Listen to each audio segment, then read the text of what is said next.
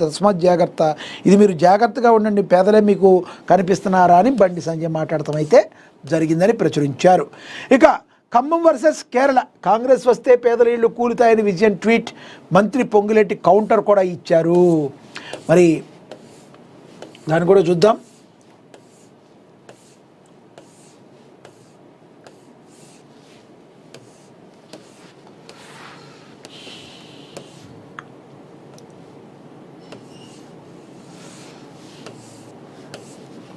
కాంగ్రెస్ వస్తే పేదల ఇళ్ళు కూలుతాయని విజయన్ ట్వీట్ చేశారు. మంత్రి పొంగులేటి కౌంటర్ ఇచ్చారు. కాంగ్రెస్ అధికారంలోకి వస్తే పేదల ఇళ్ళు కూలుతాయని, ఇందుకు ఖమ్మం వెలుగుమట్ల కూల్చివేతల నిదర్శనం అంటూ కేరళ సీఎం విజయన్ ట్వీట్ చేయగా దీనికి మంత్రి పొంగులేటి శ్రీనివాసరెడ్డి కౌంటర్ ఇచ్చారు. తెలంగాణలోని ప్రజాప్రభుత్వం పేదల సంక్షేమానికి కట్టుబడి ఉందని, ప్రభుత్వ భూముల పరిరక్షణ ధ్యేయంగా యంత్రాంగం పనిచేస్తుందని మంత్రి పొంగులేటి స్పష్టం చేశారు. ఖమ్మం జిల్లా వెలుగుమట్ల గ్రామంలో చోటు చేసుకున్న పరిణామాలపై స్పందించి వ్యవహారంలో రాజకీయ లబ్ధి కోసం కేరళ కాంగ్రెస్ను లాగడం సరికాదు అని చెప్పి ఆయన పేర్కొనడం జరిగిందని చెప్పి ప్రచురించారు. ఇక అదేవిధంగా చూసుకుంటే నేడే సంపూర్ణ చంద్రగ్రహణం, ఈ నెల 3వ తేదీన సంపూర్ణ చంద్రగ్రహణం ఏర్పడనుందని భారత వాతావరణ శాఖ ఐఎండీ వెల్లడించింది. ఆ రోజు ఆకాశంలో అద్భుత దృశ్యం ఆవిష్కృతమవుతుందని తెలిపింది. చంద్రగ్రహణాన్ని వీక్షించే అవకాశం తెలుగు రాష్ట్ర ప్రజలకు ఉంటుందని పేర్కొంది.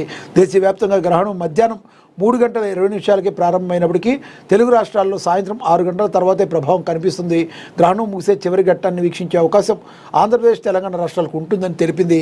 మళ్ళీ ఇలాంటి చంద్రగ్రహణం 2028 జూన్ 6న ఏర్పడుతుందని వెల్లడించింది. మరి సంపూర్ణ చంద్రగ్రహణం అయితే ఈరోజు ఉంది కాబట్టి ఆలయాలు, హిందూ దేవాలయాలన్నీ కూడా మరి ఈ సమయంలో మూతబడే అవకాశం అయితే ఉంది. ఆ తర్వాత మళ్ళీ సంప్రోక్షణ చేసి మళ్ళీ దేవతామూర్తులకు మళ్ళీ అభిషేకాలన్నీ చేసి ఆ తర్వాత దైవ దర్శనాలకి మరి ఇచ్చే అవకాశం అయితే ఇప్పటికే ఆల్మోస్ట్ గ్రహణం సందర్భంగా అన్ని దేవాలయాలు కూడా మూతబడి ఉంటాయి. మళ్ళీ ఆ తర్వాత సంప్రోక్షణ చేసిన అనంతరం భక్తుల దర్శనం ఇవ్వడం అయితే జరుగుతుంది. అదేవిధంగా స్వగ్రామంలో విజయ్, రష్మిక దంపతుల సందడి 32 ఏళ్ల తర్వాత సొంతూరుకు నూతన ఫామ్ హౌస్లో ప్రత్యేక పూజలు, 5,000 మంది అభిమానులకు భోజనాలు. మనకు తెలుసు విజయ్ దేవరకొండ అండ్ తెలుగింటి కోడలుగా అయినప్పుడు రష్మిక మందాన మరి వీళ్ళిద్దరూ కూడా తమ సొంత ఊరు ఇప్పుడు నాగర్ కర్నూలు అయితే వెళ్ళారు. మరి విజయ్ దేవరకొండ సొంత ఊరు దగ్గర 30 ఏళ్ల పైబడి తర్వాత 32 ఏళ్ల తర్వాత వీరు ఆ ఊరు వెళ్ళటం జరిగింది. వాళ్ళ ఫామ్ హౌస్లో సత్యనారాయణ స్వామి వ్రతం చేసుకోవడం అయితే జరిగింది. అదే సమయంలో అక్కడున్న ఊరు మొత్తానికి కూడా 5,000 మందికి భోజనాలు ఏర్పాట్లు చేశారు.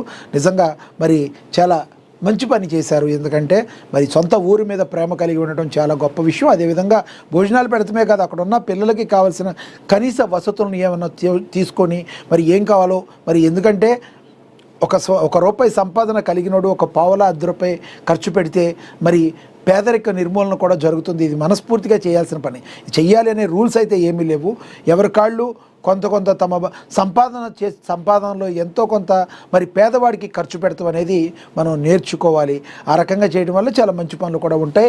విజయ్ దేవరకొండ విషయంలో కూడా మనం ఒకటి గమనించవచ్చు. చాలామంది విజయ్ దేవరకొండని పవన్ కళ్యాణ్ని పోలుస్తూ ఉంటారు. ఎందుకంటే విజయ్ దేవరకొండకి స్టార్టింగ్లో అలాంటి హిట్స్ వచ్చినాయి. మరి ఇప్పటికీ కూడా పవన్ కళ్యాణ్కి ఎంత రేంజ్ ఉందో ఆ రేంజ్కి ఎదగాలని, విజయ్ దేవరకొండ ఎదగాలని పవన్ కళ్యాణ్ గారు కూడా కోరుకున్న పరిస్థితి వాళ్ళకి మధ్య మంచి ర్యాపో ఉంది. అదేవిధంగా పవన్ కళ్యాణ్ గారు ఏ రకంగా మరి ఇన్స్పిరేషన్గా ఉండి తనకు వచ్చిన డబ్బుల్లో కొంత భాగం పేదలకు ఖర్చు పెడుతూ ఉంటారో అదే ఇన్స్పిరేషన్ తీసుకుని విజయ్ దేవరకొండ కూడా మరి ఇప్పటికైతే స్కాలర్షిప్లు ఇస్తామంటున్నారు. ఏవైతే గవర్నమెంట్ స్కూల్స్ ఉన్నాయో దగ్గర 46 పైన గవర్నమెంట్ స్కూల్స్ ఉన్నాయో అక్కడ మరి ఆ డిస్ట్రిక్ట్ మొత్తం అన్నిటికీ కూడా ఎవరైతే 9, 10 తరగతుల్లో ఫస్ట్ అండ్ సెకండ్ వస్తారో వాళ్ళందరికీ కూడా మంచి స్కాలర్షిప్లు ఇస్తామని ఇప్పటికీ జంట ప్రకటించున్నారు. విజయ్ దేవరకొండ ఫౌండేషన్ ద్వారా మరి చేస్తామని చెప్తున్నారు. ఇవన్నీ కూడా ఆహ్వానించదగ్గ విషయాలు. మరి పవన్ కళ్యాణ్ని స్ఫూర్తిగా తీసుకుని మరింత ముందుకు వెళ్ళి విజయ్ దేవరకొండ పవన్ కళ్యాణ్ రేంజ్కి ఇంకా ఎదగాలని మరి అందరూ కూడా కోరుకునే పరిస్థితి. మీరేమంటారో కమెంట్ బాక్స్లో కమెంట్ అయితే చేయండి. ఇక స్వగ్రామం నాగర్ కర్నూలు జిల్లా బల్మూరు మండలం తొమ్మన్పేటలో విరోష్ జంట సందడి చేసింది. ఇటీవలే రాజస్థాన్ ఉదయపూర్లో వివాహబంధంతో ఒకటైన విజయ్ దేవరకొండ, రష్మిక నూతన దంపతులు కొత్తగా నిర్మించిన ఫామ్ హౌస్లో సత్యనారాయణ స్వామి వ్రతం చేసి పెళ్లి విందు చేశారు. వివాహబంధంతో ఒక్కటైన విజయ్ దేవరకొండ, రష్మిక దంపతులు నాగర్ కర్నూలు జిల్లాలో సందడి చేశారు. 32 ఏళ్ల తర్వాత విజయ్ సొంతూరు తుమ్మన్పేటకు వచ్చిన విరోజ్ జంటను గ్రామంలో సంబరాలు అమరానంటే ఇటీవలే రాజస్థాన్లోని ఉదయపూర్లో పెళ్లి చేసుకున్న విజయ్ దేవరకొండ, రష్మికలకు స్థానికులు ఆత్మీయంగా అయితే ఆహ్వానం పలికారు. ఇది మనకు అర్థమైంది. ఇక వాళ్ళ యొక్క పెళ్లి బంధం నిండు నూరేళ్ళు ఉండాలని కోరుకుందాం.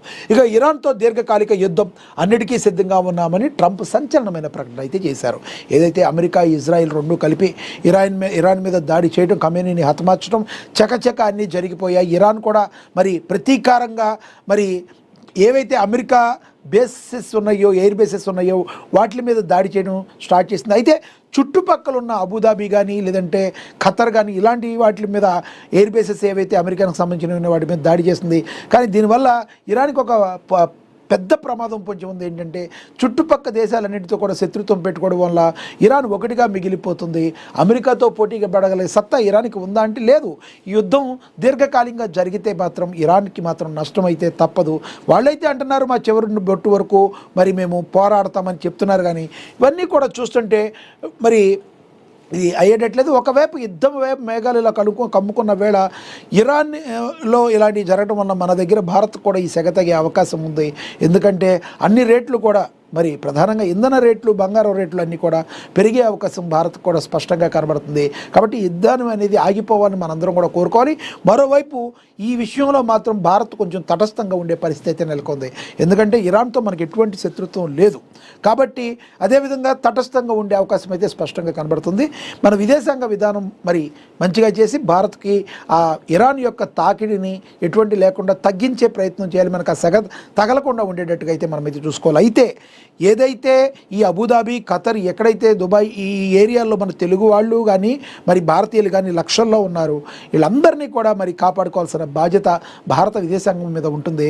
కాబట్టి అటువంటి వాళ్ళకి ఏ నష్టం జరగకుండా మన దేశానికి తిరిగి తీసుకురావడమే ఇప్పుడు మన దగ్గర ఉన్న పెద్ద టాస్క్ లా కనబడుతుంది.